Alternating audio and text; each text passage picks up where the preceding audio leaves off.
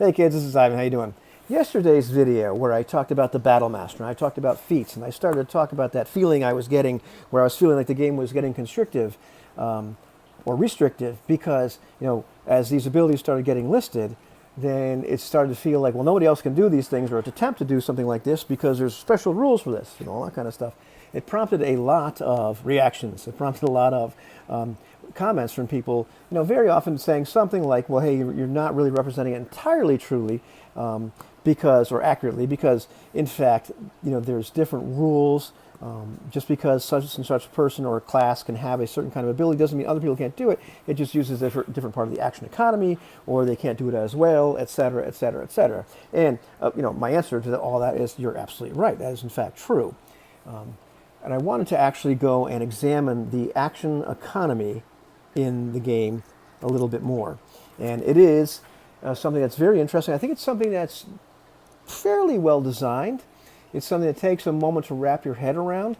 It is something that I started to realize the more I looked at this, that it's something that you really need to know if you're a game master. You really need to know as a player after a certain period of time, because you start to realize that this is at least combat, this is a complicated system masquerading as a simple one.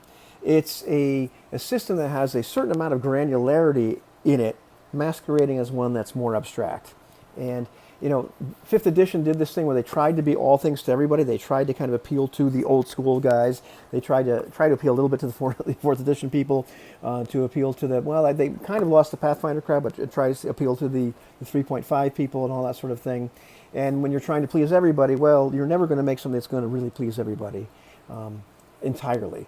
And so very often I found that, despite the fact that the game kind of insists that, you can play it your way, there is a certain granular system underneath here that you need to understand. Because if you're going to play with somebody else that wants to play it in a little bit more of a crunchy manner or whatever, or wants to use more of the system, and if you don't understand this, what you're going to run into, especially because the rules are all over the place, you're going to start making rulings saying that, okay, well, you can do this, and maybe this is a bonus action, or maybe this is part of your move, or you'll just call this a reaction, or you won't use any of those terms at all. And all of a sudden you're going to find out that Jim takes the character that can do this as part of his bonus action in its action economy, and all of a sudden now the things that used to work, well, they're not going to work anymore. And really, I believe what they should have done in this book is taken the time to make a paragraph saying, here's what we're trying to do. We're trying to give you something where you can use it as granularly as you want to, or use it more abstractly. However, you have to understand what's really running this thing underneath. And here's the problems you may run into if you try to mix play styles together. They really should have put that in there, and they should have organized this a lot better. But anyhow, I said that a bunch of times, but it bears repeating, because really, I find over and over again, the information is all over the place, and it's not written as well as it could be, or should be. But anyhow, I looked at the action economy, and believe it or not, I came up with 8 different things that happen in this action economy. There's more than the book actually lists as being parts of the action economy, but let me take this drink here. Delicious diet, let's see. Diet Dr. Pepper. Yeah, that's what it is. Okay, so what can you do during combat, during your turn in a round? Because your turn could, well, it's a whole different story. You can move. You can take your action. You might have a bonus action to take, of which you have one. I mean, there could be several opportunities for giving you bonus actions, but you only have one, just like you only have one action, unless the rules give you another action. Very specific things that give you another action, as opposed to another bonus action. There's your reaction, of which you can only take one reaction. Despite however many things may prompt a reaction, you can only take one. There is number 5, believe it or not, interact with one object or feature of the environment during your move or your action. That's an actual category. 6 is communicate through brief gestures or actions during your turn. 7, saving throws, because they really don't fit anywhere else. They don't fit under reactions because you can save as many times as you want, as many times as you have to. And yes, sometimes they involve things like movement and you actually physically doing something, but they don't fit into any of those other categories. And finally, number 8 is just other. The things that kind of just seem to happen for free. So, let's dive into this, because I actually looked at the various things that happen, and I came with like 43 of them, and I'm sure there's a ton more that fit into these things.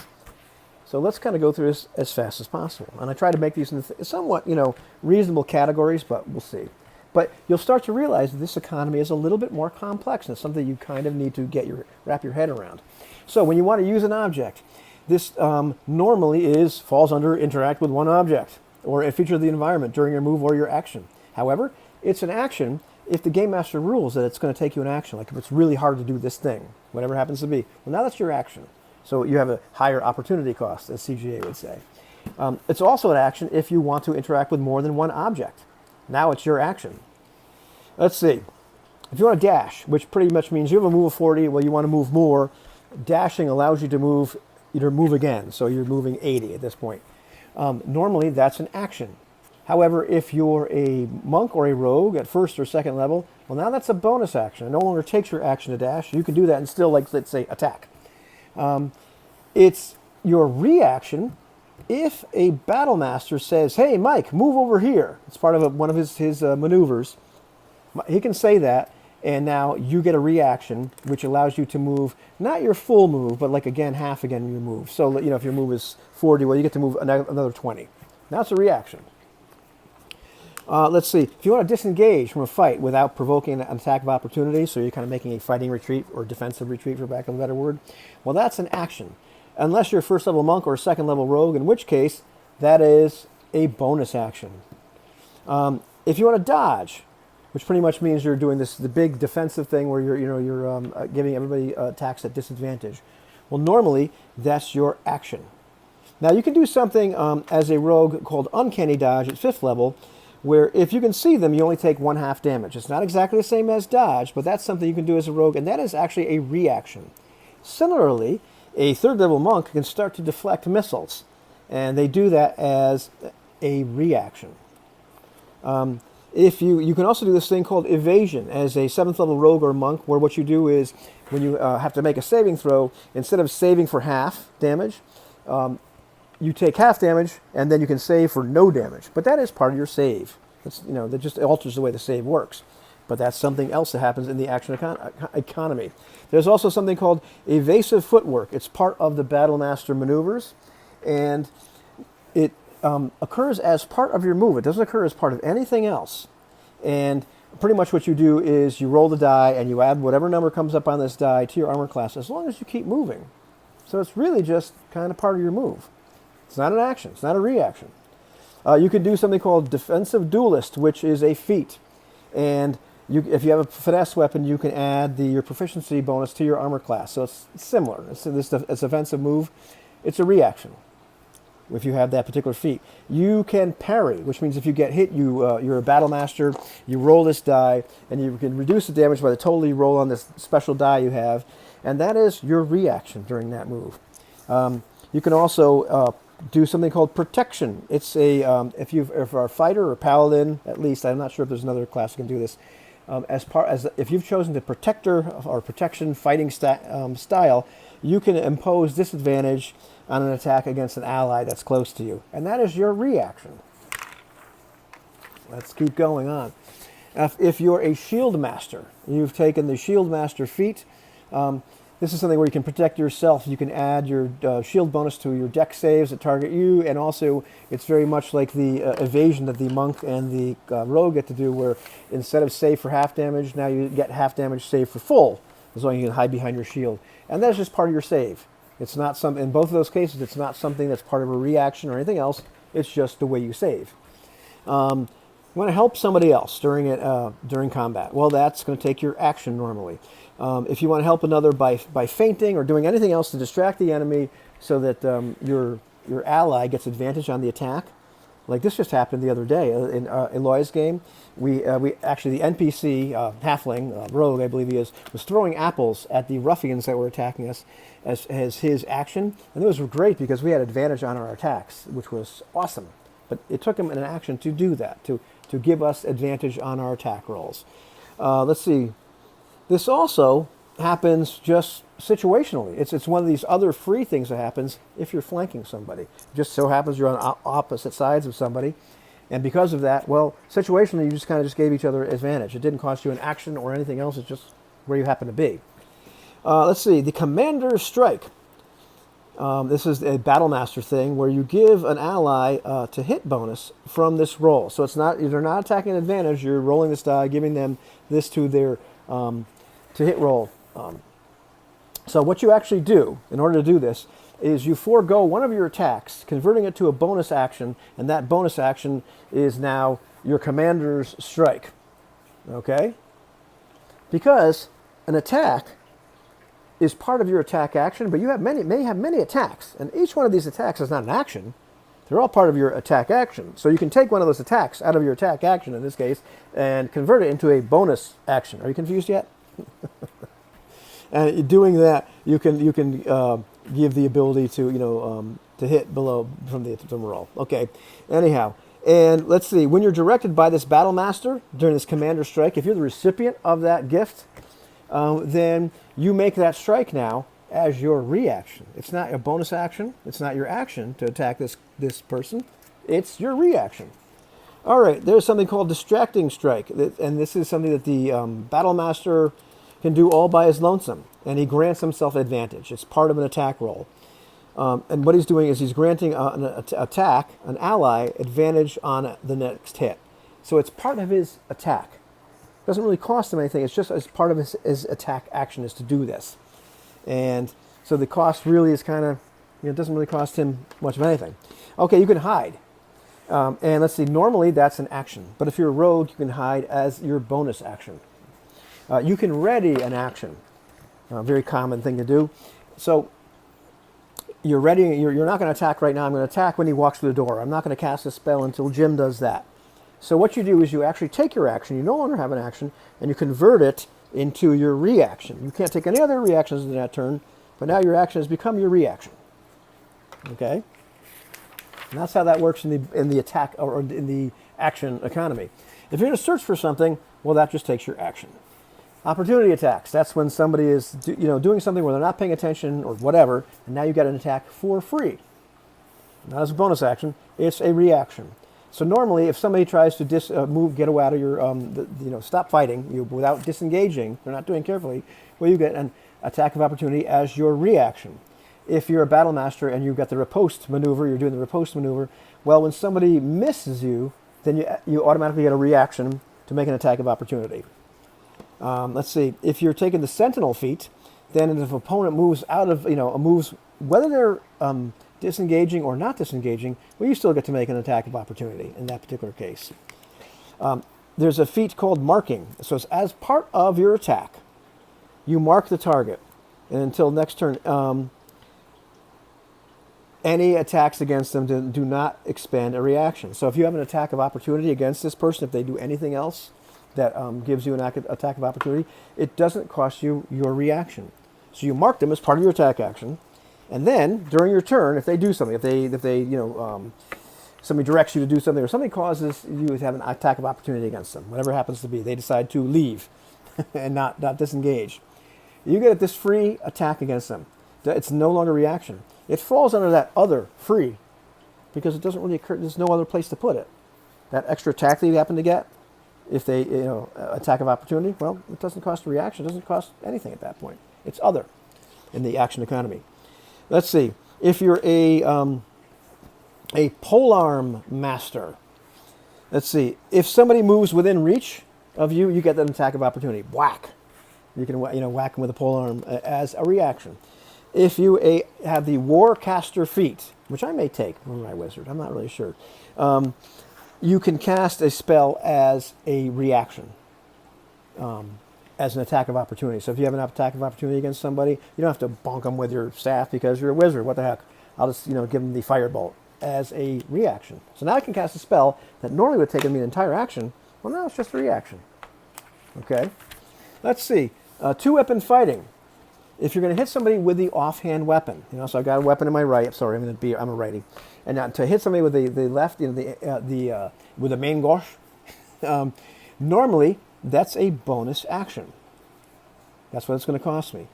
If I want to draw a second weapon, normally that's going to cost me an entire action. So, but if I have I think it's a dual wielding feat, I can draw my second weapon as part of the interacting with an object.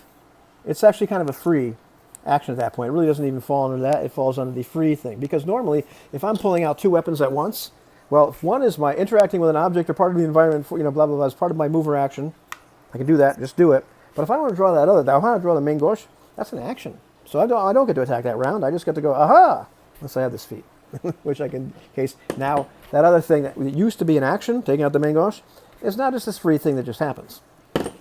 Let's see. If I want to take a second attack, or if I want to attack somebody with my crossbow, and I have the crossbow master feat, so I'm whacked you with my sword.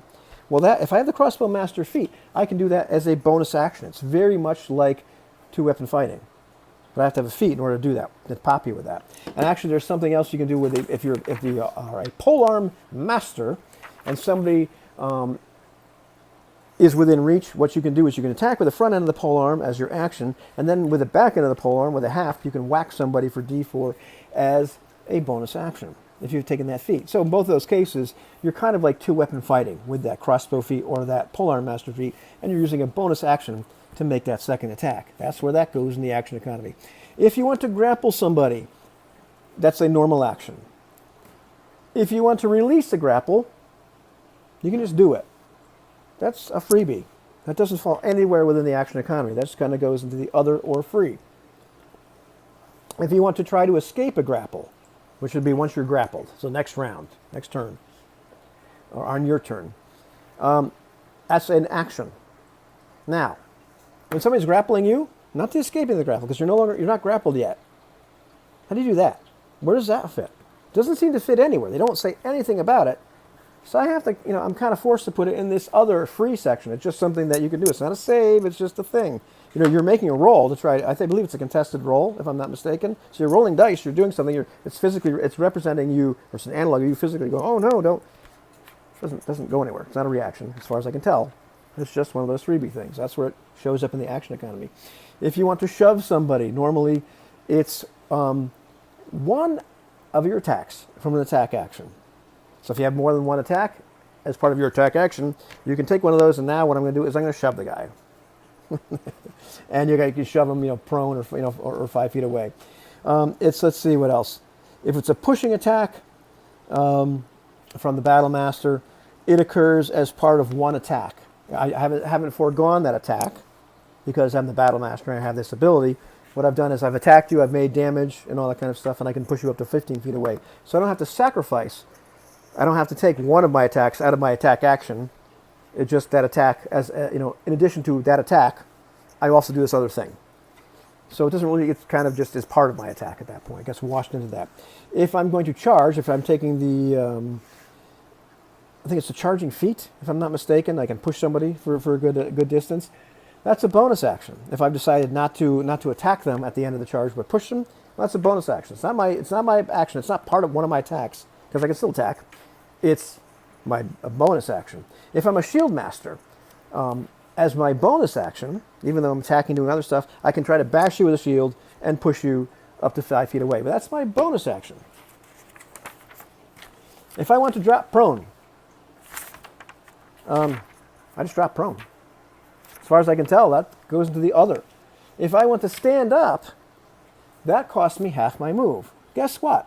As far as I can tell in the action economy, that's not an action. It's not a bonus action. It's not a reaction. It's part of my move. I sacrifice half my move to stand up. That's where it goes. If I want to stabilize a creature, that is normally an action. I think it's always an action. If I want to control a mount, I feel like I missed something here, but maybe I didn't. If I want to control a mount, because there were so many of them, if I want to control a mount, guess what? I read it a few times, and maybe there's something in there. As far as I can tell, that's a freebie. That's nothing. That's just an other or free. It's not my action, my bonus action, my reaction. That's what it is. Let's see. If I want to disarm somebody, it's an action either way. The Battle Master can do it as part of his. He can do damage and still attack you. And the other person that wants to disarm you, well, they just forego an attack, and they just whack you with their weapon and try to disarm you with it instead, as you nice people were pointing out. But in either case, it's an action in the action economy. A trip attack is something that the Battle Master seems like the Battle Master can do, and it's an addition to an attack. That's what he does. He tries to trip them. So I suppose you can make an argument for ruling that, okay, instead of making an attack action, or one of your attacks, you can then instead try to trip somebody. I'm not sure if they would make you forego your entire attack action, or just one of your attacks from your attack action if you're a fighter and you have many attacks. So that you can start to see that there's a pattern and there's a lot more to it. Where does something fit in, and if something changes a little bit, is it a bonus action? Is it a reaction? Are we changing one thing from another thing? It does give you a framework once you understand how this works to make judgment calls. Like last night in our game, at one point we're playing in the Lost Mine of Phandelver, which I've never played before, so it's fun, and we're in this room where there's a cistern, and the cistern I believe is something like 10 feet wide. And it's about 20 feet, long. And so I'm hiding behind, or I'm behind one part of the cistern, and I'm firing off firebolts at these ruffians as they're entering through another door. And so the ruffian decides, as part of his move, because it seemed to be legit, that because he had to move, I think a 40 or something like that, he could move across this entire cistern. I think his move was 20. It didn't really matter because he was only moving 10 feet. But he was adding or doubling the amount that he had to move because he's going through water. So he jumps in the cistern, swims across because it's deep. He can't just wade across. It's deep. Gets to the other side, lifts himself out. These guys had 2 attacks. And so Aloy rules, okay, I guess what we're going to do here is just let him have 1 attack. We talked about it afterwards. And it seemed to make sense as we're looking at all this stuff. There could be a precedent for this idea that what he's doing at this point is he has an attack action. In his attack action, he has 2 attacks. And what he's doing at this point is taking one of these attacks out of his attack action and maybe cashing it into maybe a bonus action of pushing himself out. And that I thought was a pretty good judgment call on Aloy's behalf to do this without thinking about that.